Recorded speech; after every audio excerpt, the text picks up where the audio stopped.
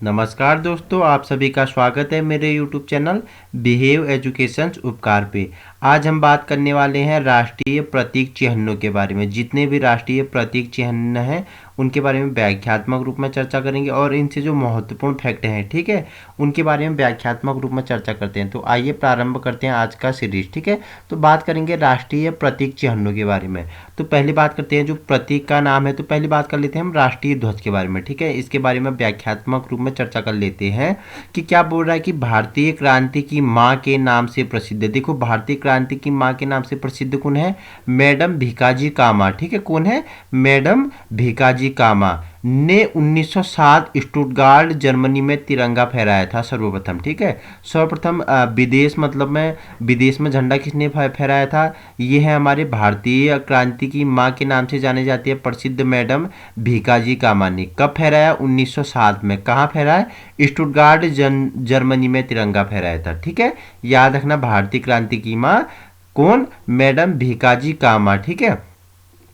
उसका next fact बनता है कि 9 जून 2014 को प्रधानमंत्री द्वारा झंडे के 3 रंगों से 3 क्रांतियों क्रमशः हरित क्रांति, श्वेत क्रांति तथा क्या बोल रहा है कि ऊर्जा अथवा सौर ऊर्जा तथा अक्षय ऊर्जा से देश को विकास की नवीन दिशा में अग्रसर होने को प्रेरित किया तथा इसके साथ ही धर्म चक्र के नीले रंग से मत्स्य क्रांति को लाकर पुनः मछली उत्पादन को बढ़ावा देने की ओर प्रेरित किया, ठीक है। क्या बोल रहा है कि 9 जून 2014 को प्रधानमंत्री ने किया, इन 3 जो कलर हैं हमारे झंडे में, राष्ट्रीय ध्वज में 3 कलर हैं, उनको क्या किया? 3 क्रांतियों से उनका संबंध बताया। हरित क्रांति से हरा रंग, ठीक है, श्वेत क्रांति हो गया और केसरिया हो गया, ठीक है। और जो बीच में क्या है, जो बीच में क्या है, धर्म चक्र है नीले रंग का, उसका क्या, किसका द्योतक बनाया कि उससे क्या बोला है कि जो मत्स्य पालन है, मछली उत्पादन, ठीक है, मछली के उत्पादन को क्या बोलते हैं? मत्स्य पालन बोलते हैं, ठीक है। इसको बढ़ावा देने के लिए क्या कहा गया उन्होंने? इसको बढ़ावा देने के लिए इसके बारे में जिक्र की। कब की? 9 जून 2014 को, ठीक है। इसी के बारे में प्रमुख तथ्यों को जान लेते हैं, ठीक है। राष्ट्रीय ध्वज तिरंगे में समान अनुपात में 3 क्षैतिज पट्टियां हैं। क्या बोल रहा है? जो राष्ट्रीय ध्वज है हमारा, झंडा है, जो तिरंगा झंडा है, ठीक है, जिसे हमें गर्व है, जिसे आप पर गर्व है, ठीक है, हम सब भारतीयों को जिस झंडे पे गर्व है, ठीक है, उसका जो तिरंगे है वो क्या बोल रहा है कि समान अनुपात में उसमें 3 क्षैतिज पट्टियां हैं। कैसी पट्टियां हैं? समान अनुपात में 3 क्षैतिज पट्टियां हैं, ठीक है। गहरा केसरिया रंग सबसे ऊपर है, सफ़ेद रंग बीच में है और हरा सबसे नीचा है, ठीक है। 3 रंग मैंने बताया, गहरा केसरिया रंग सबसे ऊपर है, बीच में सफ़ेद रंग है और सबसे नीचे हरा रंग है। सफ़ेद पट्टी के बीच में नीले रंग का एक चक्र है। वहीं जो सफ़ेद रंग का पट्टी है उसके बीच में नीले रंग का एक चक्र है। इसका प्रारूप सारनाथ में अशोक के सिंह स्तंभ पर बने चक्र से लिया गया है, जिसमें कुल 24 तिल्लियां हैं। जो क्या बोल रहा है कि जो नीले रंग का चक्र है ना हमारे झंडे के सफ़ेद कलर में, तो वो कहाँ से लिया गया है? उसका प्रारूप जो सारनाथ के अशोक के सिंह स्तंभ पर बने चक्र से लिया गया है, जिसमें कुल कितनी? 24 तिल्लियां हैं, ठीक है। कितनी तिल्लियां हैं? 24 तिल्लियां हैं। वहीं आगे बढ़ते हैं। 31 दिसंबर 1929 को भारतीय राष्ट्रीय कांग्रेस, ठीक है, के लाहौर अधिवेशन में रावी नदी के तट पर झंडा फहराया गया, जिसकी अध्यक्षता देश के प्रथम प्रधानमंत्री पंडित जवाहरलाल नेहरू द्वारा की गई थी। वहीं 2 अप्रैल 1931 को अखिल भारतीय कांग्रेस समिति की कराची में बैठक हुई और एक झंडा समिति नियुक्त की गई, जिसकी अध्यक्षता वल्लभ भाई पटेल ने की। भारत की संविधान में राष्ट्रीय ध्वज का प्रारूप 22 जुलाई 1947 को अपनाया गया। देखो, वेरी इंपॉर्टेंट है, जो भारतीय संविधान है उसमें राष्ट्रीय ध्वज का प्रारूप कब अपनाया गया? तो ये अपनाया गया, याद रखना, 22 जुलाई 1947 को अपनाया गया, ठीक है। राष्ट्रीय ध्वज का प्रारूप कब अपनाया गया?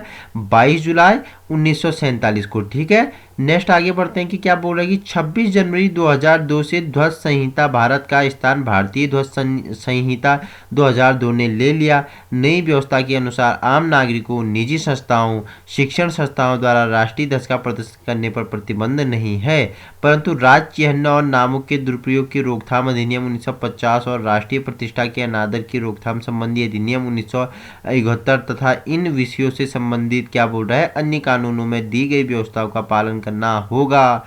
क्या बोल रहा है, जो राष्ट्रीय चिन्ह है उनके अगर किसी ने क्या किया, प्रचार प्रसार किया, ठीक है, इनके रोकथाम पर क्या गया, लगाया गया, रोक लगाया गया। वहीं राष्ट्रीय ध्वज पे कोई रोक नहीं है, ठीक है। और जो ये हमारे प्रतीक चिन्ह है इन पे क्या लगाया गया, जैसे अशोक हो गया, ठीक है, अशोक की लाट, इन पे क्या लगाया गया, प्रतिबंध लगाया गया बोल रहे, ठीक है। थोड़ी विशेष तथ्यों के बारे में जान लेता, ठीक है, ध्वज के बारे में परिचय एवं नॉलेज, ठीक है, एक्स्ट्रा नॉलेज के बारे में। गहरा केसरिया किसका प्रतीक है, शक्ति और साहस का प्रतीक है गहरा केसरिया रंग, ठीक है। जो हमारा राष्ट्रीय ध्वज है उसमें गहरा केसरिया किसका प्रतीक है, शक्ति और साहस का प्रतीक है। वहीं सफ़ेद शांति और सत्य का प्रतीक है। सफ़ेद क्या है, शांति और सत्य का प्रतीक है। हरा रंग क्या है, हरा रंग उर्वरकता और भूमि की पवित्रता का प्रतीक है, ठीक है, हरियाली से संबंधित है। उर्वरकता मतलब कि अच्छी बीज, अच्छी मिट्टी, ठीक है, अच्छी फसल, अच्छी कृषि और भूमि की पवित्रता का प्रतीक है, ठीक है। तीन कलर, गहरा केसरिया शक्ति और साहस को बताता है, सफ़ेद शांति और सत्य को बताता है, हरा उर्वरकता को बताता है, ठीक है। ध्वज के आकार के बारे में चर्चा कर लेते हैं, ठीक है। ये कैसे में है, लंबाई गुणा चौड़ाई में है ध्वज, ठीक है। लंबाई कितनी है, 3 है, चौड़ाई कितनी है, 2 है, ठीक है, 3:2। ये परीक्षाओं में पूछा जाता है कि हमारा जो राष्ट्रीय ध्वज है उसका क्या अनुपात है, ठीक है, तो 3:2 वेरी इंपॉर्टेंट है, स्टार लगा लीजिए। राष्ट्रीय ध्वज की जो अनुपात है वो कितना है, ठीक है। और क्या बोला कि धर्म चक्र में 24 तिल्लियां हैं, ठीक है, दो तिल्लियों के बीच की दूरी कितना है, 15 डिग्री या 15 अंश का कोण है, ठीक है।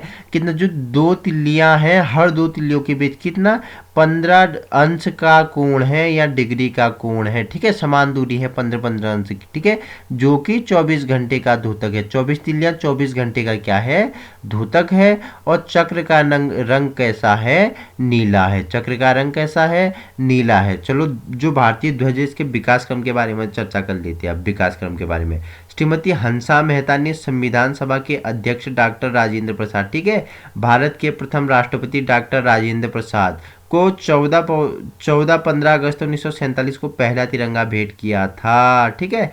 राजेंद्र प्रसाद जी को पहला तिरंगा किसके द्वारा और कब भेंट किया गया, प्रश्न बनता है। तो श्रीमती हंसा मेहता ने संविधान सभा के अध्यक्ष या भारत के प्रथम राष्ट्रपति को 14-15 अगस्त 1947 को पहला तिरंगा भेंट किया था। किसने किया था, मेहता ने, ठीक है, हंसा मेहता ने।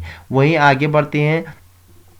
आयरिश महिला सिस्टर निवेदिता ने सर्वप्रथम सन 1905 में संपूर्ण भारत के लिए राष्ट्रीय ध्वज की परिकल्पना, डिजाइन और इसका निर्माण किया था। सर सुरेंद्र बनर्जी प्रथम भारतीय थे जिन्होंने प्रथम भारतीय तिरंगा कलकत्ता फ्लैग को 7 अगस्त 1906 को कलकत्ता के पारसी बागान स्क्वायर में फहराया था। क्या बोल रहे हैं, जो सर सुरेंद्रनाथ बनर्जी थे उन्होंने हमारे भारतीय ध्वज को ना, प्रथम भारतीय ध्वज को, ये क्या थे, प्रथम भारतीय थे जिन्होंने हमारे भारतीय ध्वज को कहाँ, प्रथम बार कहाँ फैलाया, कलकत्ता फ्लैग में 7 अगस्त 1906 को कलकत्ता के पारसी बागान शेक्सपियर में फहराया था। किसने, सुरेंद्र नाथ बनर्जी जी ने, ठीक है। मैडम कामा प्रथम भारतीय महिला थी जिन्होंने विदेशी भूमि स्टुटगार्ट जर्मनी में 22 अगस्त 1907 को भारतीय राष्ट्रीय ध्वज फहराया गया था, ठीक है। सबसे पहले क्या बात कर रहा है कि जो हमारे विदेश में है वो किसने ध्वज फैलाया विदेश में, तो हमारी जो मैडम भीकाजी कामा थी उन्होंने फैलाया था। कहाँ पे फैलाया था, जर्मनी के स्टुटगार्ट में फैलाया था। कब फैलाया, 22 अगस्त 1907 को भारतीय झंडा को उन्होंने फहराया और भारतीय जो हमारी संस्कृति है उसे क्या किया, उन्होंने विश्व पटल पर लाने की क्या की, अतः प्रयास किए और उनका प्रयास क्या रहे, सफल रहे, ठीक है। आगे बढ़ते हैं। श्रीमती एनी बेसेंट जिन्होंने सन 1917 के जुलाई माह में कोयम्बटूर के कहाँ, ऑलकोट कॉलेज में होम रूल लीग का झंडा फहराया और उसे सलामी दी। वहीं पिंगले वेंकैया संपूर्ण भारत के लिए झंडा डिजाइन करने हेतु अत्यंत उत्साहित थे। अंततः सन 1921 में गांधी जी के निर्देशानुसार उन्होंने सफ़ेद, हरे और लाल रंगों वाली तिरंगों में चरखा झंडे का डिजाइन तैयार किया। पंडित जवाहरलाल नेहरू ने 22 जुलाई 1947 को संविधान सभा के तिरंगे का नमूना प्रस्तुत किया ताकि वह स्वतंत्र भारत के राष्ट्रीय ध्वज के रूप में अपनाया जा सके। क्या बोल रहा है, जो पंडित हमारे जवाहरलाल नेहरू है उन्होंने क्या 22 जुलाई 1947 को संविधान सभा में तिरंगे का नमूना प्रस्तुत किया था ताकि वह क्या संपूर्ण कहाँ पे अपना जाए, भारत का राष्ट्रीय ध्वज के रूप में अपनाए जाए, ठीक है। ध्वज पर किसी भी तरह के अक्षर या शब्द नहीं लिखे जाने चाहिए और नहीं कि उस पर किसी तरह की तस्वीर छापनी चाहिए। और उसके साथ क्या कहा गया कि ध्वज के साथ न तो किसी शब्द के अक्षर लिखने चाहिए, न तस्वीर छपनी चाहिए, ठीक है। और झंडा गीत विजय विश्व तिरंगा रहे हमारा, ठीक है। झंडा गीत क्या रखा गया विजयी विश्व तिरंगा प्यारा झंडा ऊंचा रहे हमारा, ये हमारा झंडा गीत रखा गया, ठीक है। जो दूसरा राज चिन्ह है उसके बारे में जान लेते हैं, ठीक है। ये क्या है, भारत का राज चिन्ह सारनाथ स्थित अशोक के सिंह स्तंभ की अनुकृति है, जो सारनाथ के संग्रहालय में सुरक्षित है, ठीक है। दूसरा क्या है, अशोक के सिंह स्तंभ की अनुकृति है, ठीक है, जो कहाँ पे, सारनाथ के संग्रहालय में सुरक्षित है। सन 2005 में स्टेट एल्बम्स, ठीक है, एक्ट 2005 के द्वारा इस चिन्ह का व्यक्तिगत रूप से उपयोग किया जाना निषेध किया गया है एवं ऐसा करने वाले को 5,000 तक का जुर्माना राशि तय की गई है। देखो जी, हमारा अशोक चिन्ह है ना, ये अशोक चिन्ह है, इसका क्या किया, व्यक्तिगत रूप से प्रयोग किया जाने क्या किया गया, निषेध किया गया। और जो इसका प्रयोग करते हुए व्यक्तिगत तौर पे पकड़ा गया उससे कितना जुर्माना है, 5,000 का जुर्माना है, ठीक है। याद रखना, ये हमारी जो अशोक चिन्ह है इसका व्यक्तिगत प्रयोग करना निषेध है और पकड़े जाने पे 5,000 का जुर्माना है, ठीक है। मूल स्तंभ में शीर्ष पर 4 सिंह हैं, ठीक है। इसके जो मूल स्तर है, जो स्तंभ है उसके शीर्ष पर कितने हैं, 4 सिंह हैं, ठीक है, जो एक दूसरे को पीठ किए हुए हैं। देखो, एक दूसरे को क्या किए हुए हैं, पीठ हुए हैं, एक आगे है तो एक पीछे है, एक लेफ्ट है तो एक राइट है, ठीक है। क्या है कि एक दूसरे को क्या दिखा रहे हैं, पेट किए हुए हैं। इसके नीचे घंटे के आकार के पद्म में ऊपर एक चित्र बल्लभी में एक हाथी चौकड़ी भरता हुआ, एक घोड़ा बाईं ओर सुरक्षित है, एक सांड दाईं ओर तथा और एक सिंह उभरती हुई मूर्ति है। इसके बीच में चक्र बने हुए हैं। सिंह स्तंभ के ऊपर धर्म चक्र रखा गया हुआ है तथा फलक के नीचे मुंडकोपनिषद का सूत्र सत्यमेव जयते देवनागरी लिपि में अंकित है, जिसका अर्थ है सत्य की ही विजय होती है। देखो, जो सत्यमेव जयते है कहाँ से लिया गया है, मुंडकोपनिषद से लिया गया है, ठीक है। कहाँ से, मुंडकोपनिषद से लिया गया है। क्या अर्थ होता है सत्यमेव जयते का, कि सत्य की ही विजय होती है, ठीक है। तो ये महत्वपूर्ण फैक्ट है कि जो हमारा सत्यमेव जयते है ये कहाँ से लिया गया है, परीक्षाओं में बनता है, मुंडकोपनिषद से लिया गया है, ठीक है। भारत सरकार ने यह चिन्ह 26 जनवरी 1950 को अपनाया। इसमें केवल 3 सिंह दिखाई पड़ते हैं, चौथा दिखाई नहीं देता। क्या बोल रहा है, भारतीय जो सरकार है उसने इस चिन्ह को कब अपनाया, 26 जनवरी 1950। याद रखना, महत्वपूर्ण फैक्ट है। जो हमारा अशोक चिन्ह कब अपनाया गया, इसे 26 जनवरी 1950 को अपनाया गया। इसमें केवल 3 सिंह दिखाई देते हैं, ठीक है। जो शेर की जो मुख है, जो उनका सर है, 3 ही दिखाई देते हैं, एक आगे वाला, एक लेफ्ट वाला, एक राइट वाला, पीछे वाला नहीं दिखाई देता है, ठीक है। तो ये है हमारा अशोक के बारे में हमने पढ़ लिया। अब बात कर लेते हैं राष्ट्रगान के बारे में, ठीक है। सर्वप्रथम यह 27 दिसंबर 1911 को भारतीय कांग्रेस ने कलकत्ता अधिवेशन में गाया गया, जिसकी अध्यक्षता पंडित बिशन नारायण धन एवं कांग्रेसी नेताओं भूपेंद्र नाथ बोस एवं अंबिकाचरण मजूमदार की मौजूदगी में गुरुदेव की भतीजी सल्ला देवी चौधरी रानी ने इसका सर्वप्रथम गायन किया था। गुरुदेव किसको जाना जाता है, गुरुदेव के नाम से, हमारे रविंद्रनाथ टैगोर को किसके नाम से जाना जाता है, गुरुदेव के नाम से जाना जाता है, ठीक है। याद रखना, महत्वपूर्ण फैक्ट है, ठीक है। कब अपनाया गया, सर्वप्रथम यह 27 दिसंबर 1911 को भारतीय कांग्रेस के कलकत्ता अधिवेशन में गाया गया, ठीक है। जन गण मन अधिनायक जय हे भारत भाग्य विधाता, हमारा क्या है नेशनल एंथम, ठीक है, राष्ट्रीय गान है हमारा, ठीक है। तो सर्वप्रथम यह 27 दिसंबर 1911 को भारतीय कांग्रेस के कलकत्ता अधिवेशन में गाया गया, जिसकी अध्यक्षता किसने की, पंडित बिशन नारायण धर एवं कांग्रेसी नेता जैसे भूपेंद्र नाथ बोस हो गए, ठीक है, अंबिकाचरण मजूमदार और क्या, भतीजी, गुरुदेव की भतीजी सल्ला देवी चौधरानी ने इसका सर्वप्रथम गायन किया था, ठीक है। रविन्द्रनाथ ठाकुर द्वारा मूल रूप से बंगला में रचित और संगीतमय जन गण मन के हिंदी संस्करण को संविधान सभा ने भारत के राष्ट्रगान के रूप में 24 जनवरी 1950 को अपनाया गया। देखो, बंगला में रचित है, किस में रचित है, बंगला में रचा है हमारे रविन्द्रनाथ टैगोर ने जन गण मन, ठीक है। भारत सरकार ने इसने कब अपनाया राष्ट्रगान को, तो इसे अपनाया गया 24 जनवरी 1950 को अपनाया, ठीक है। महत्वपूर्ण फैक्ट है, भारत सरकार ने कब अपनाया, 24 जनवरी 1950 को अपनाया, ठीक है। राष्ट्रगान के गायन की अवधि कितनी है, 52 सेकंड है। देखो वेरी इंपॉर्टेंट क्वेश्चन है, राष्ट्रगान की जो गायन की अवधि है 52 सेकंड है। कुछ अवसरों पर राष्ट्रगान को संक्षिप्त रूप से गाया जाता है, जिसमें इसकी प्रथम और अंतिम पंक्तियां गाने का समय 20 सेकंड लगता है। देखो है तो बड़ा, कुछ कार्यक्रम में से संक्षिप्त रूप में गाया जाता है, जिसमें क्या इसके प्रथम और अंतिम पंक्तियों को गाने में लगा समय कितना होता है, 20 सेकंड होता है, ठीक है। पूरे गीत में 5 पद हैं, जबकि प्रथम पद राष्ट्रगान का पूरा पार्ट है। देखो क्या बोला कि पूरे गीत में 5 पद हैं, जबकि प्रथम पद राष्ट्रगान का क्या है, पूरा पार्ट है। इसके बारे में थोड़ी एक्स्ट्रा नॉलेज जान लेते हैं, ठीक है। विशेष बिंदु, ठीक है। रविंद्रनाथ टैगोर को 1913 में गीतांजलि के लिए साहित्य का नोबेल पुरस्कार दिया गया। देखो ये गीतांजलि किसकी रचना है, हमारे रविंद्रनाथ टैगोर के लिए, ठीक है।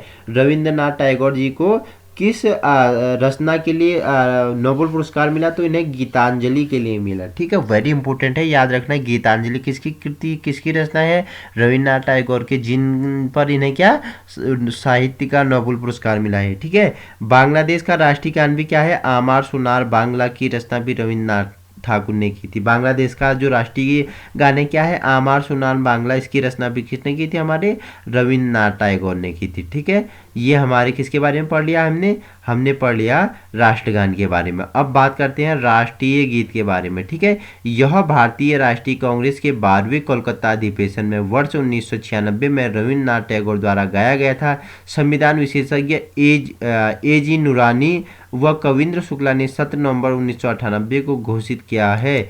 वंदे मातरम गाने जाने की अनिवार्यता संविधान के अनुच्छेद 28 1 और 3 का उल्लंघन बताया गया है। क्या बोल रहा है, जो हमारा राष्ट्रीय गीत है क्या है, वंदे मातरम सुजलाम सुफलाम मलयज शीतलाम सस्य श्यामलाम मातरम वंदे मातरम, ये क्या है, हमारा राष्ट्रीय गीत है, ठीक है।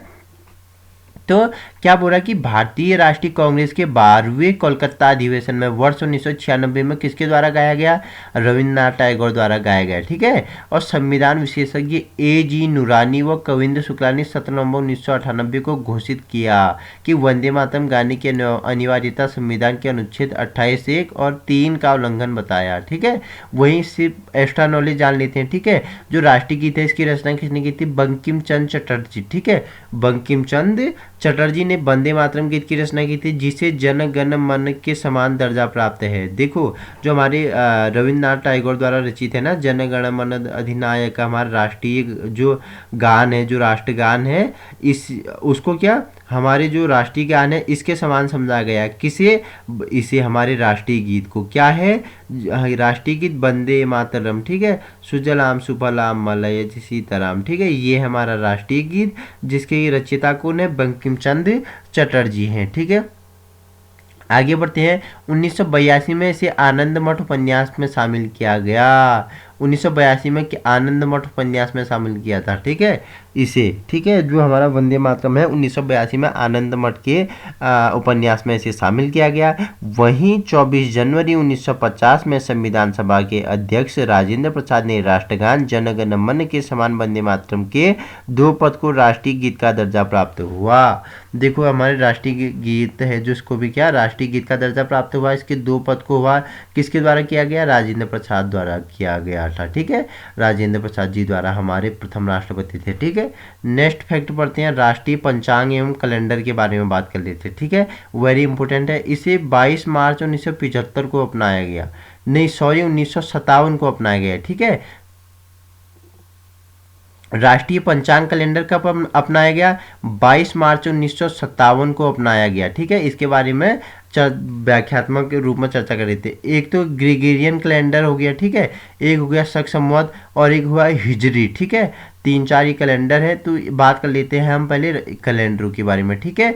ग्रिगोरियन कैलेंडर के साथ देश भर के लिए शक सम्मत आधारित एकरूप राष्ट्रीय पंचांग है, जिसका पहला महीना चैत और अंतिम माह फाल्गुन है। देखो क्या बोल रहा है, ग्रिगोरियन जो कैलेंडर है उसके साथ देश भर में शक सम्मत आधारित एकरूप राष्ट्रीय पंचांग है, जिसका पहला महीना चैत्र है और अंतिम महीना क्या है, फाल्गुन है। 22 मार्च 1957 में सरकारी प्रयोजनार्थ एकीकृत भारतीय राष्ट्रीय पंचांगों को अपनाया गया, जो शक सम्मत 78 ईस्वी पर आधारित है। किस पे, शक सम्मत 78 ईस्वी पर आधारित है, ठीक है। आगे बात करते हैं, इसका प्रयोग भारत का राजपत्र हो गया, आकाशवाणी के समाचार प्रसारण हो गया, भारत सरकार द्वारा जारी किए गए कैलेंडर और भारत सरकार द्वारा नागरिकों को संबोधित पत्र है, ठीक है। शक वर्ष में 365 दिन होते हैं। राष्ट्रीय पंचांग में ग्रिगोरियन कैलेंडर की तारीखों में स्थायी सादृश्यता है। चैत का पहला दिन सामान्यतः 22 मार्च को और अधिवर्ष का 21 मार्च को पड़ता है, ठीक है। तो ये हमने कैलेंडर के बारे में जान लिया। सबसे पहले कब अपना गया, 22 मार्च 1957 को अपनाया गया, ठीक है। आगे बात करते थे, राष्ट्रीय पशु के बारे में बात कर लेते हैं, ठीक है। कौन है, ठीक है। 2500 ईस्वी पूर्व में बाघ सिंधु घाटी सभ्यता में पशुपति सील पर इसे अंकित पाया गया। देखो 2500 ईस्वी जो सिंधु घाटी सभ्यता है उसके पशुपति सील पर इसको क्या पाया गया, अंकित पाया गया था। तथा क्या बोल रहा है, वोल वंश में भी बाघ उनका प्रतीक चिन्ह था। वोल वंश में भी बाघ उनका प्रतीक चिन्ह था। और टीपू सुल्तान, जिसे शेर ए मैसूर की उपाधि से पुकारा जाता था, वे शासन का प्रतीक चिन्ह भी क्या था, बाघ था, ठीक है। शेर ए मैसूर के नाम से किसे जाना जाता है, टीपू सुल्तान के नाम से जाना जाता है, ठीक है। तो उनका भी जो क्या था, जो उनके शासन का जो प्रतीक चिन्ह था वो भी क्या था, बाघ था, ठीक है, याद रखना। और सिंधु घाटी सभ्यता के पशुपति सील पर भी इसे अंकित पाया गया है। वही टीपू सुल्तान के जो शासनकाल का जो प्रतीक चिन्ह था वो भी बाघ था, ठीक है। शेर ए मैसूर के नाम से टीपू सुल्तान को जाना जाता है। वही एस्टानोल इसके बारे में बात कर लेते हैं, ठीक है। क्या बोल रहा है कि भारत का राष्ट्रीय पशु बाघ, ठीक है। क्या बोल रहा है, पैंथरा टाइग्रिस, ठीक है, लिनायस है, ठीक है। इसका जो नाम क्या है, पैंथरा टाइग्रिस लिनायस है, ठीक है। इसकी 8 प्रजातियों में से भारत में पाई जाने वाली प्रजाति में रॉयल बंगाल टाइगर है। देखो इसके 8 प्रजातियां हैं, भारत में कौन सा पाया जाता है, रॉयल बंगाल टाइगर के नाम से जाना जाता है। उत्तर पश्चिम भारत को छोड़कर बाकी सारे देश में यह प्रजाति पाई जाती है। भारत के अतिरिक्त यह नेपाल, भूटान और बांग्लादेश जैसी पड़ोसी देशों में भी पाया जाता है, ठीक है। भारत में तो बाघ पाया ही जाता है, अभी तो इनकी कगार कम होती जा रही है दिन प्रतिदिन, ठीक है, विलुप्त होते जा रही है और आगे विलुप्त हो रही है, ठीक है। इनके संवर्धन एवं संरक्षण के लिए बहुत सारी योजनाएं भी चल रही हैं, ठीक है। वहीं भारत के अतिरिक्त यह नेपाल, भूटान और बांग्लादेश जैसी पड़ोसी देशों में भी पाया जाता है। इसके बारे में एक्स्ट्रा नॉलेज के बारे में जान लेते हैं, विशेष तथ्यों के बारे में, ठीक है। बाघ गणना 2010 के अनुसार भारत में बाघों की संख्या कितनी थी, संख्या 2006 से 1411 से बढ़कर कितनी होगी, 1706 हो गई, ठीक है। 2010 के अनुसार भारत में बाघों की संख्या कितनी थी, 2006 थी, ठीक है। वहीं उससे कितना हो गया, 1411 से बढ़कर कितना हो गया, 1706 हो गई है। देश में सर्वाधिक बाघों की संख्या कर्नाटक राज्य में 300, तत्पश्चात दूसरे तथा तीसरे स्थान पर क्रमशः मध्य प्रदेश और उत्तराखंड है। सबसे ज़्यादा बाघों की संख्या कहाँ है, कर्नाटक है, उसके बाद कहाँ है, मध्य प्रदेश है, और उसके बाद कहाँ है, उत्तराखंड है, ठीक है। कर्नाटक हो गया, मध्य प्रदेश हो गया, उत्तराखंड हो गया, इनमें बाघों की संख्या क्या है, अधिक है। सबसे सर्वाधिक कहाँ है, कर्नाटक, उसके बाद मध्य प्रदेश, उसके बाद उत्तराखंड, ठीक है। इस गणना के अनुसार विगत 4 वर्षों में बाघों का क्या आवासीय क्षेत्र कितना बोल रहा है, 93,600 वर्ग किलोमीटर से घटकर 72,800 वर्ग किलोमीटर रह गया है, ठीक है, याद रखना। अब बात करते हैं राष्ट्रीय पक्षी, राष्ट्रीय पशु के बारे में तो बाघ होगी, बात होगी बाघ के बारे में। अब बात करेंगे राष्ट्रीय पक्षी के बारे में, ठीक है। भारत सरकार ने 26 जनवरी 1963 को मोर को राष्ट्रीय पक्षी घोषित किया। इसे संस्कृत में भुजंग भोगी भी कहा जाता है। देखो भुजंग भोगी किसे कहा जाता है, ये हमारे मोर को कहा जाता है, ठीक है। किसे कहा जाता है, मोर को कहा जाता है भुजंग भोगी, ठीक है, जिसका अर्थ होता है सांप को खाने वाला। देखो भुजंग भोगी मतलब सांप को खाने वाला, ठीक है, याद रखना। भुजंग भोगी के नाम से किसे जाना जाता है, मोर को जाना जाता है। भुजंग भोगी का अर्थ क्या है, सांप को खाने वाला। भारत का राष्ट्रीय पक्षी मयूर पावोक्रिस्टेटस है। ठीक है, हंस के आकार के इस रंग बिरंगे पक्षी की गर्दन लंबी, आंख के नीचे एक सफ़ेद निशान और सिर पर पंखे के आकार की कलंगी होती है। मयूर भारतीय उपमहाद्वीप में सिंध नदी के दक्षिण और पूर्व से लेकर जम्मू कश्मीर, असम के पूर्व, मिजोरम के दक्षिण तक पूरे भारतीय प्रायद्वीप में क्या पाया जाता है, व्यापक रूप से पाया जाता है। मयूर को लोगों का पूरा संरक्षण मिलता है। इसे धार्मिक और या भावात्मक आधार पर कभी कभी भी परेशान नहीं किया जाता। भारतीय वन्य प्राणी सुरक्षा अधिनियम 1972 के अंतर्गत इसे पूर्ण संरक्षण प्राप्त हुआ। किसे? मयूर को। ठीक है, ज्ञातव्य है कि बर्मा मोर को अपना राष्ट्रीय पक्षी पहले ही स्वीकार कर चुका था। बर्मा ने मोर को अपना राष्ट्रीय पक्षी पहले ही क्या कर दिया था? स्वीकार कर दिया गया था। मोर को अफीम की फसल का सबसे बड़ा दुश्मन माना जाता है। मोर सबसे ज़्यादा नुकसान किस में पहुंचाता है? अफीम की फसल में। ठीक है, सबसे बड़ा दुश्मन माना जाता है अफीम की फसल का। अफीम की फसल का सबसे बड़ा दुश्मन किसे माना जाता है? मोर को माना जाता है। ठीक है, वेरी इंपॉर्टेंट है। ठीक है, वहीं मोर क्या बोल रहा है कि जो क्या होता है, क्योंकि यह अफीम के कोमल अंकुरों को शीघ्रता से चुगता है। क्यों इसे दुश्मन माना जाता है? जो अफीम के कोमल अंकुरों की अफीम के जो कोमल अंकुरों की शीघ्रता होती है ना, उन्हें ये बहुत शीघ्र रूप में बहुत तेजी से खा जाता है, इसलिए इसे क्या बोला गया है? अफीम की फसल को सबसे ज़्यादा नुकसान पहुंचाता है मोर। ठीक है, अब बात करते हैं राष्ट्रीय पुष्प के बारे में। ठीक है, भारत का राष्ट्रीय पुष्प कमल। ठीक है, इसका साइंटिफिक नेम क्या है? नेलम्बो न्यूसिफेरा। ठीक है, नेलम्बो न्यूसिफेरा है। यह एक पवित्र पुष्प है तथा प्राचीन भारतीय कला और पुराणों में इसका एक महत्वपूर्ण स्थान है। प्राचीन काल से ही इसे भारतीय संस्कृति का शुभ प्रतीक माना है। हिंदू, बौद्ध और जैन धर्मों में इसकी महत्ता के कारण कमल को भारत का राष्ट्रीय पुष्प का गौरव प्राप्त है। कमल मकाऊ, वियतनाम व मिस्र का राष्ट्रीय पुष्प है भी है। ठीक है, और कहाँ कहाँ का ये राष्ट्रीय पुष्प है? वियतनाम का है मकाऊ। ठीक है, और मिस्र का भी है। ठीक है, कौन सा? कमल। ठीक है, 3 राज्यों हरियाणा हो गया, जम्मू कश्मीर तथा कर्नाटक का राज्य पुष्प भी कमल है। विशेष तथ्य की बात कर लेते हैं, एक्स्ट्रा नॉलेज। ठीक है, 3 जनवरी 2011 को पलासा को उत्तर प्रदेश का राज्य पुष्प घोषित किया गया। पलाश को उत्तर प्रदेश का क्या? राष्ट्रीय पुष्प घोषित किया गया। कब? 3 जनवरी 2011 को। तो ये राष्ट्रीय पुष्प के बारे में पढ़ लिया, कमल के बारे में। अब बात करते हैं राष्ट्रीय नदी के बारे में। ठीक है, वेरी इंपॉर्टेंट होने वाला है राष्ट्रीय नदी। ठीक है, गंगा नदी की स्वच्छता के लिए प्रथम प्रयास 1912 में पंडित मदन मोहन मालवीय द्वारा तथा 1985 में राजीव गांधी द्वारा किया गया था। इसी दिशा में 2014-15 में प्रधानमंत्री नरेंद्र मोदी जी द्वारा नमामि गंगे परियोजना आरंभ की गई थी। ठीक है, क्या बोला कि गंगा नदी स्वच्छता के लिए प्रथम जो प्रयास किया गया वो कब किया गया? 1972 में किया गया। किसके द्वारा? पंडित मदन मोहन मालवीय द्वारा। ठीक है, दूसरा प्रयास 1985 में किया गया। किसके द्वारा? राजीव गांधी द्वारा किया गया था। ठीक है, इसी दिशा में 2014-15 में हमारे क्या जो प्रधानमंत्री थे, ठीक है, मोदी जी, उनके द्वारा नमामि गंगे परियोजना आरंभ की गई। सन 1986 में इलाहाबाद और हल्दिया के बीच 1620 किलोमीटर तक इस महत्वपूर्ण नदी को राष्ट्रीय जलमार्ग घोषित किया जा चुका है। गंगा को प्रदूषण मुक्त करने के लिए मिशन क्लीन गंगा 2020 तक प्रदूषण मुक्त करना निर्धारित किया गया था। ठीक है, याद रखना, बड़ी इंपॉर्टेंट फैक्टों के बारे में बता रहा हूँ।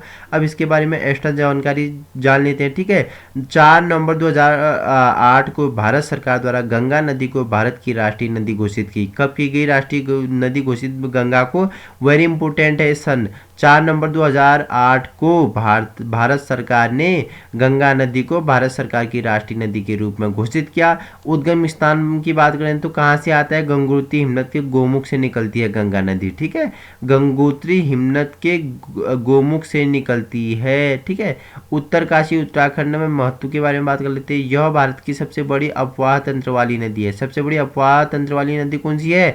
गंगा है। गंगा का जल में क्या बोल रहा है कि बैक्टीरियोफेज नामक विषाणु होते हैं जो जीवाणुओं को अन्य हानिकारक सूक्ष्मजीवों को जीवित नहीं रहने देते हैं। राष्ट्रीय राजमार्ग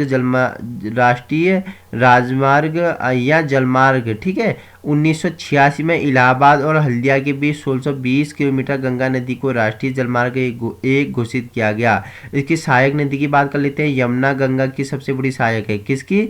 यमुना गंगा की सबसे बड़ी सहायक है। दाएं तट की सहायक नदी की बात करते हो यमुना, सोन, पुनपुन, टोंस हो गया।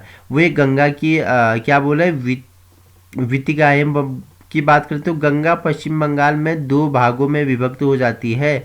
बांग्लादेश की ओर इसे क्या बोला जाता है, पद्मा नदी बोला जाता है। ठीक है, पद्मा नदी बोला जाता है, जमुना नदी बोला जाता है, मेघना नदी बोला जाता है, सुंदरवन डेल्टा बोला जाता है। ठीक है, वहीं पश्चिम बंगाल की ओर हुगली नदी हो गया, बेलूर मठ हो गया, स्वामी रामकृष्ण परमहंस गंगा सागर द्वीप हो गया। ठीक है, इस रूप में जाना जाता है। ठीक है, किस किस रूप में जाना जाता है, पश्चिम बंगाल की ओर किस रूप में जाना जाता है, हुगली नदी हो गया, वेलूर मठ और स्वामी रामकृष्ण परमहंस गंगा समीप द्वार के नाम से जाना जाता है।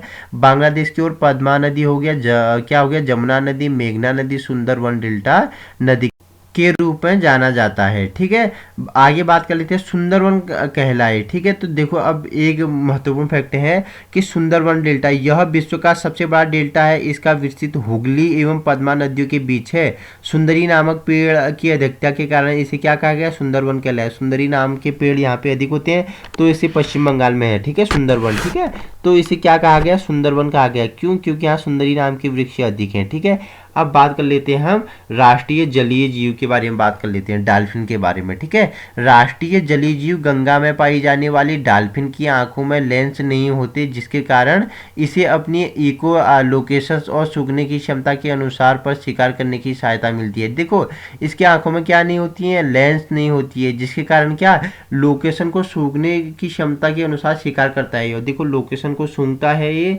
और क्या करता है, तब ये शिकार करता है। ठीक है, केंद्र सरकार ने 5 अक्टूबर 2009 को गंगा डॉल्फिन को राष्ट्रीय जलीय जीव घोषित किया गया। डॉल्फिन को जलीय जीव कब घोषित किया गया, 5 अक्टूबर 2009 को गंगा डॉल्फिन राष्ट्रीय जलीय जीव घोषित किया। ज्ञातव्य है कि अब तक कोई जलचर अभी तक राष्ट्रीय जीव घोषित नहीं किया गया था। 5 अक्टूबर 2009 को राष्ट्रीय गंगा नदी बेसिन प्राधिकरण की प्रथम बैठक में डॉल्फिन सिन्हा के नाम से विख्यात पटना विश्वविद्यालय के प्रोफेसर R.K. सिन्हा भी थे। गंगा नदी को 2020 तक प्रदूषण मुक्त बनाने की ठोस रूपरेखा प्रस्तुत की गई। ठीक है, वहीं भारत सरकार ने माना कि डॉल्फिन एक ऐसा जीव है जिसकी सूझबूझ की तुलना मनुष्यों से की जाती है। देखो डॉल्फिन की सूझबूझ की तुलना मनुष्य से की जाती है, ऐसा माना जाता है। ठीक है, यही कारण है कि उसमें डॉल्फिन को नॉन ह्यूमन पर्सन का दर्जा देने का निर्णय 20 जून 2013 को किया गया। देखो जो डॉल्फिन है इसे किसका दर्जा मिला है, नॉन ह्यूमन पर्सन का दर्जा मिला है। कब मिला, 20 जून 2013 को किया गया। ठीक है, राष्ट्रीय विरासत पशु के बारे में बात कर लेते हैं। ठीक है, हाथी के बारे में, गजराज के बारे में। ठीक है, हाथी मतलब गज। ठीक है, भारत सरकार ने एशियाई हाथी को राष्ट्रीय विरासत पशु के रूप में 21 अक्टूबर 2010 को घोषित किया है। राष्ट्रीय वन्य जीव बोर्ड की स्थायी समिति ने इस संदर्भ में 13 अक्टूबर 2010 की बैठक में स्वीकृति प्रदान की थी और हाथी केरल, कर्नाटक, झारखंड और उड़ीसा राज्य में भी क्या है उनका राष्ट्रीय चिन्ह है। हाथी कहाँ कहाँ का है, केरल हो गया, कर्नाटक हो गया, झारखंड हो गया, उड़ीसा राज्य का भी क्या है, राष्ट्रीय चिन्ह है। अब बात कर लेते हैं नेक्स्ट राष्ट्रीय फल के बारे में। ठीक है, वेदों में इसे क्या बोला जाता है, विलासिता का प्रतीक माना जाता है। किसे, आम को। ठीक है, विलासिता का क्या बोला जाता है, माना जाता है, प्रतीक माना जाता है। हर मौसम आम। ठीक है, ऐसा है क्या, आप टीवी में देखते होंगे हर मौसम आम वाला ऐड चलता है। ठीक है, राष्ट्रीय फल क्या है, आम है। वेदों में सिर्फ वेद कितने होते हैं, 4 है वेद। ठीक है, ऋग्वेद, यजुर्वेद, अथर्ववेद, सामवेद। ठीक है, वेदों में से विलासिता का प्रतीक माना है। यह पाकिस्तान और फिलीपींस का भी राष्ट्रीय फल है। देखो आम भारत का तो है ही, लेकिन इसके साथ कहाँ का है, एक है हमारा पाकिस्तान का और दूसरा है हमारा फिलीपींस का। ठीक है, बांग्लादेश में भी इसके वृक्ष को राष्ट्रीय वृक्ष घोषित किया है। बांग्लादेश में भी इसके वृक्ष को क्या किया गया, राष्ट्रीय वृक्ष घोषित किया गया। वही आम का वैज्ञानिक नाम की बात करें तो क्या है, मैग्नीफेरा इंडिका इसका क्या है, वैज्ञानिक नाम है। ठीक है, किसका, आम का वैज्ञानिक नाम क्या है, बॉटनिक नेम क्या है, मैग्नीफेरा इंडिका है। ठीक है, नेक्स्ट बात करते हैं राष्ट्रीय वृक्ष के बारे में। तो बट वृक्ष बरगद का पेड़ वैज्ञानिक नाम क्या है, फाइकस बेगालेंसिस है। फाइकस बेगालेंसिस है बरगद, राष्ट्रीय वृक्ष के रूप में से क्या किया गया, घोषित किया गया। वहीं राष्ट्रीय पुरस्कार या सर्वोच्च पुरस्कार की बात करते हैं तो भारत रत्न करते हैं। ठीक है, भारत रत्न के बारे में। ठीक है, सबसे पहले भारत रत्न किसे मिला था बताओ तो एक बार, है पंडित गोविंद वल्लभ पंत हैं, इन्हें मिला था क्या? हाँ ठीक है, भारत रत्न से नवाजे गए थे पंडित गोविंद वल्लभ पंत, ठीक है, हिमालय पुत्र के नाम से, ठीक है, विख्यात हैं। तो वही बात करते हैं, अब कुछ अन्य महत्वपूर्ण तथ्यों के बारे में जान लेते हैं, ठीक है। अशोक स्तंभ में कुल 4 प्रतीक हैं। पश्चिम में सांड, जिसे इंग्लिश में बुल कहते हैं, ठीक है। दक्षिण में घोड़ा, जिसे हॉर्स कहते हैं। पूरब में हाथी, एलिफेंट कहते हैं। और उत्तर में सिंह मतलब लायन, यानी इस संक्षिप्त में भेल, ठीक है, बेल के नाम से याद किया जाता है। बेल के नाम से याद करना, ठीक है, बेल के नाम से। बी से बुल हो गया, एस से हॉर्स हो गया, ई से एलिफेंट हो गया, एल से लॉयन हो गया। बेल के नाम से याद किया जा सकता है, ठीक है। भारत के लिए राष्ट्रीय ध्वज सर्वप्रथम परिकल्पना स्वामी विवेकानंद की शिष्या सिस्टर निवेदिता ने 1905 में की थी। 7 अगस्त 1906 को पारसी बंगाल चौक, कोलकाता बंगाल विभाजन के विरोध में सर सुरेंद्र नाथ बनर्जी ने तिरंगा को फहराया था, पहले भी बता दिया, ठीक है। इसकी जो क्या बोला, राष्ट्रीय ध्वज की जो सर्वप्रथम परिकल्पना की वो किसने की? स्वामी विवेकानंद की शिष्या थी एक सिस्टर निवेदिता, उसने की थी। कब की थी? 1905 में की थी। और 7 अगस्त 1906 को पारसी बागान चौक में से क्या किया गया? सर सुरेंद्र नाथ बनर्जी द्वारा क्या किया गया? ये तिरंगा फहराया गया, ठीक है। वर्ष 2016 में सुप्रीम कोर्ट ने अपने एक आदेश में यह निर्धारित किया कि सिनेमा घरों में राष्ट्रगान गाना अनिवार्य है। देखो, वर्ष 2016 में सुप्रीम कोर्ट ने एक आदेश निकाला, उसमें क्या निर्धारित किया कि जो सिनेमा घरों में क्या किया जाएगा?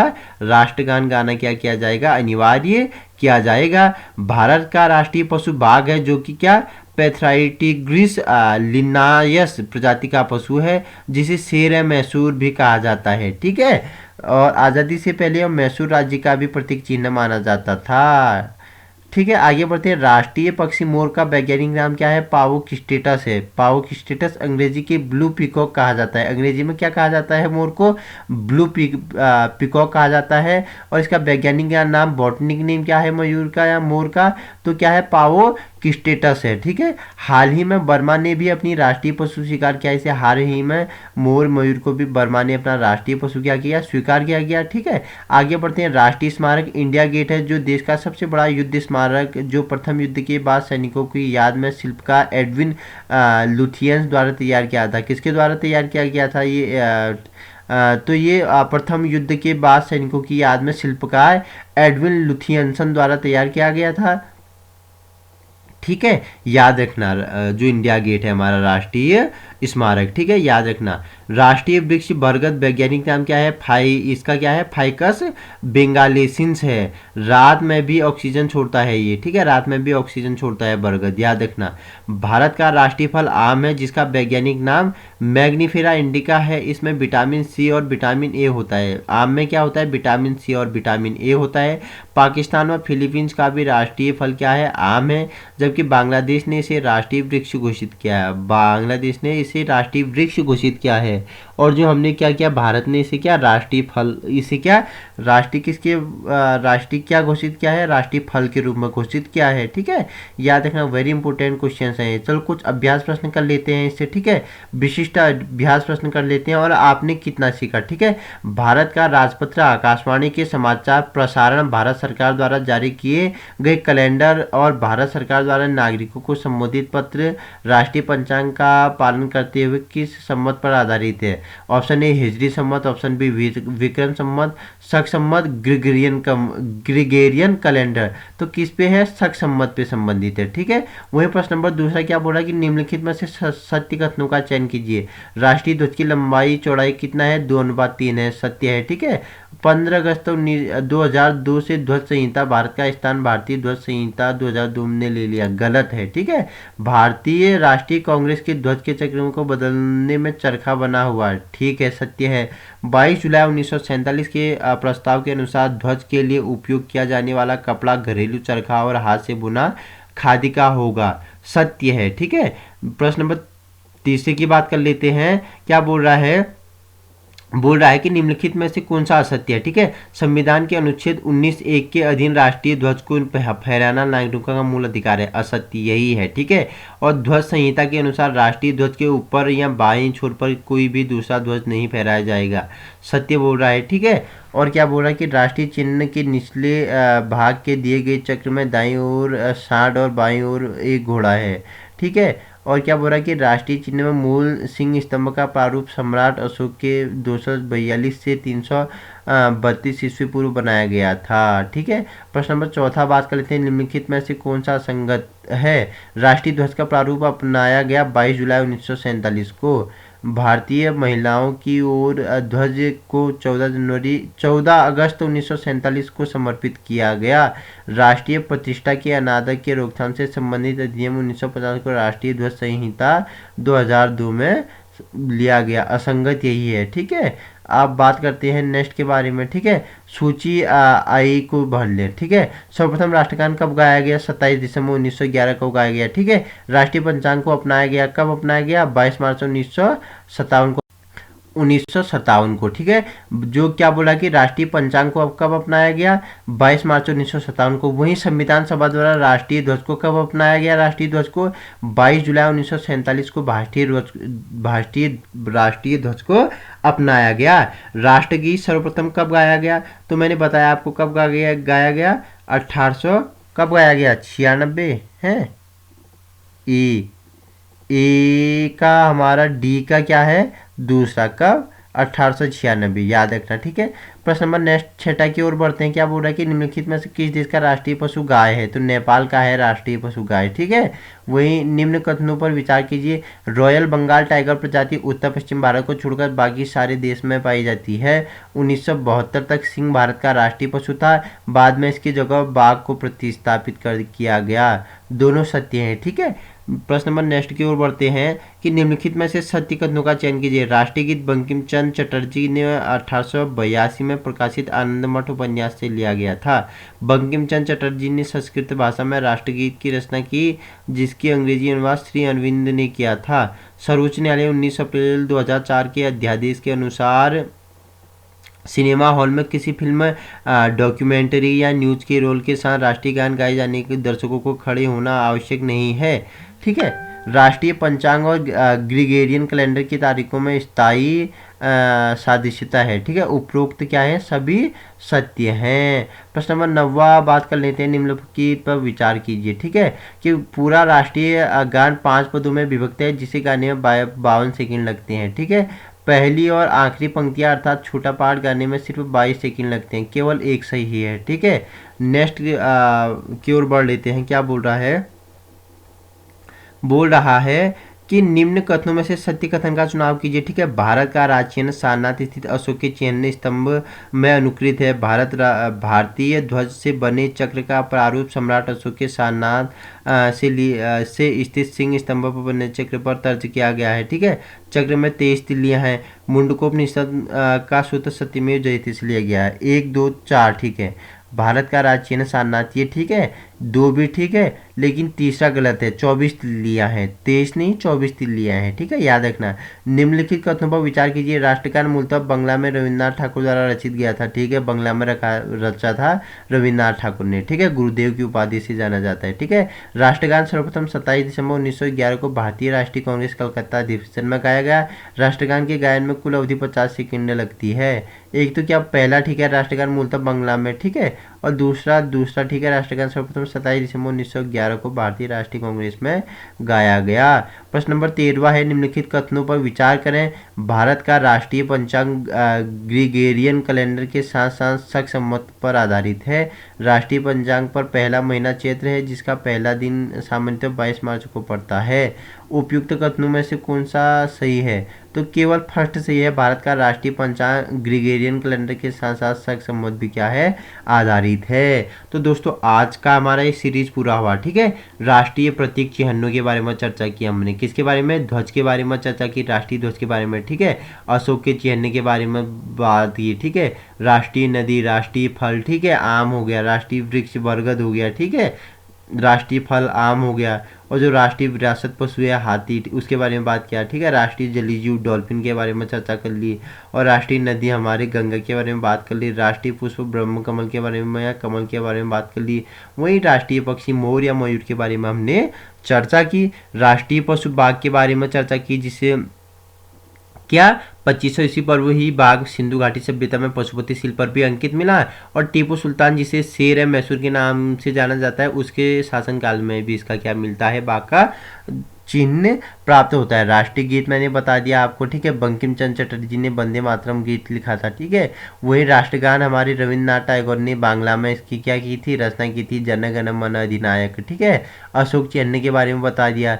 वहीं क्या जो ध्वज की जो अनुपात की जो क्या है वो लंबाई है 3, चौड़ाई है 2, तो क्या बोला जाता है, लंबाई गुणा चौड़ाई 3:2, ठीक है। प्रत्येक 24 तिल्लियों के बीच 2-2 अंश या डिग्री का क्या है, कोण है, जो 24 घंटे का क्या है, प्रतीक है। तो दोस्तों ये हमारा क्या राष्ट्रीय प्रतीक चिन्हों का वीडियो आज समाप्त होता है। अगर आपको इसी प्रकार की वीडियो चाहिए आप हमारे चैनल पे विजिट कर सकते हैं, फेसबुक ग्रुप में बिहेव एजुकेशन उपकार, ठीक है, उपकार करके हिंदी में सर्च मारोगे तो आपको वहाँ पे हमारा ग्रुप मिलेगा, जहाँ आपको सभी यही PDF के फोटो फॉर्म क्या होंगे, उपलब्ध होंगे और आप अपने नोट्स क्रिएट कर पाएंगे।